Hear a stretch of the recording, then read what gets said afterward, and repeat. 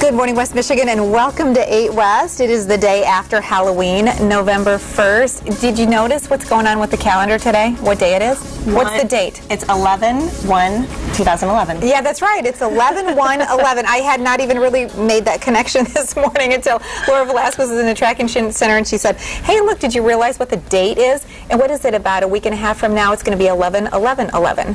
Oh, I didn't think about that. Yeah. So maybe that's good luck. It's going to be a good day. You know, it certainly can't be bad luck. So it's your first Halloween on your own as a homeowner last night. How did it go? It was so much fun. Actually, my mom came over. Oh. And I was cleaning. Okay. So I was in, you know, the sweatshirt and the sweatpants, and the kids, I had about 15 trick-or-treaters. Okay. So I was surprised with that. You know, I was hoping I wasn't going to have 100 because I didn't know how much candy to buy. So I bought like 4 bags. Okay. I thought this should do it, but super cute costumes, and such yeah, it was fun. Yeah. It was so interesting because we had about 30, and I thought that really wasn't very many for our house. And you're like, well, that's about double what I got. But I did pick up a bunch of candy, so I've got a whole bunch left over. I decided this year to not buy the candy that I like. So the leftovers, I think I'm going to just kind of pawn off on other people. I should have done that because I bought the candy that I do like. Okay. And now I have a big bowl left over, and I found myself last night as I was watching TV,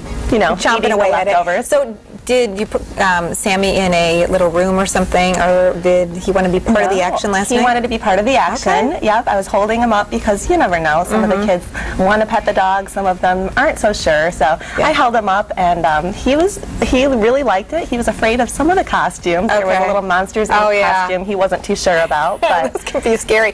Well, I just had to take my girlfriend Chris emailed me a picture last night of her dog, Kirby, dressed up for Halloween, and I said, okay, Jordan has got to see this picture. Her dog Kirby, who went as dun-dun-dun-dun, Underdog, and it's the super cutest picture that you've ever seen. Could we see a picture of that? I don't know if we have the monitors. There it is. It's right. You got to look at that monitor over there. Isn't that so cute? There we go. So cute. So is this Super Dog? This is Underdog, and this is Kirby, and Kirby's kind of one of the, Kirby rules the roost at their house, so I decided it was super cute, and we had to. That's adorable. Yeah.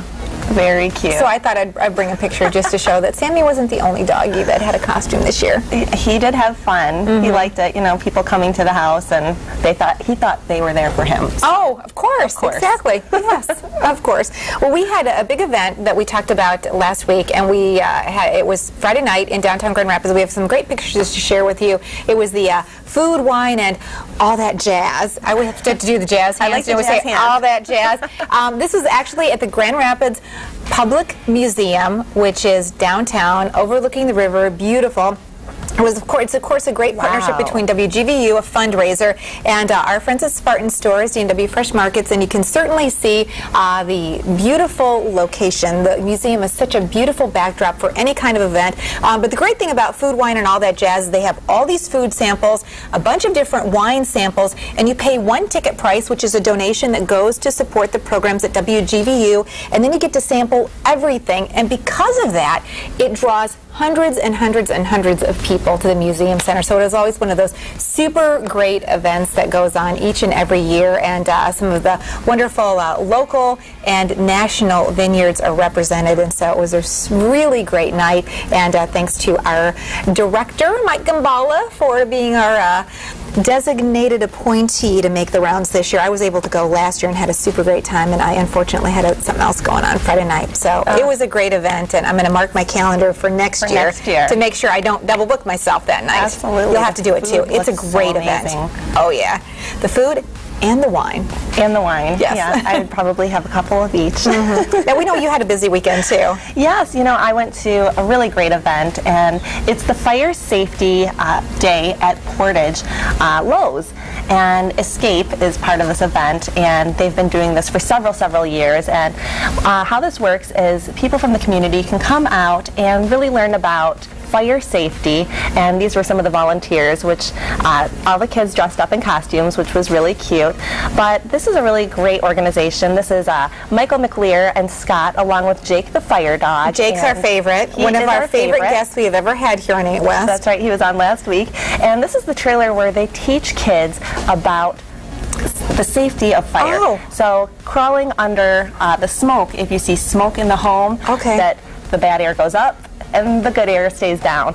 So we took a picture of the kids crawling through. And so do they actually get smoke in the trailer so that it kind of fake smoke, actually, but at least it gives kids the idea of what's going on. Wow. Yeah, and it's so educational for kids. And another great thing, you can see there's Michael and Bill Steffen was there, and Bill and I have been going for the last couple of years together. But Escape is such a wonderful program. They travel all over the country, and they're providing free awareness as well as carbon monoxide and smoke detectors, which is really great. And Lowe's provided $400 worth of raffle giveaways. Wonderful. You know, and it is really great, and you can see another partner there, Ronald McDonald, helping to share some great fun and information with the kids. That's right. He had his magic show, and that was a lot of fun.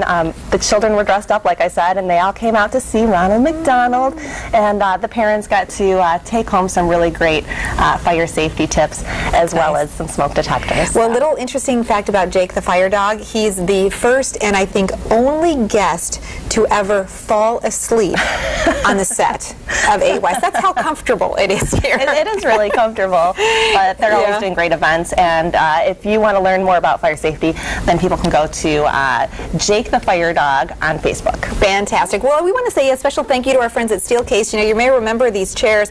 This was actually part of our set at the Grand Rapids Art Museum, where we broadcast live for the 3 weeks of Art Prize.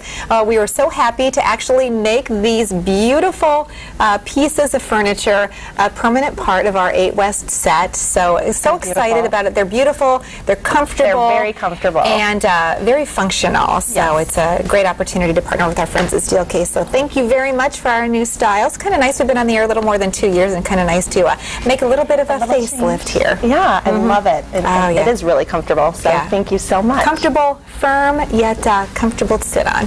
Very chic. Absolutely.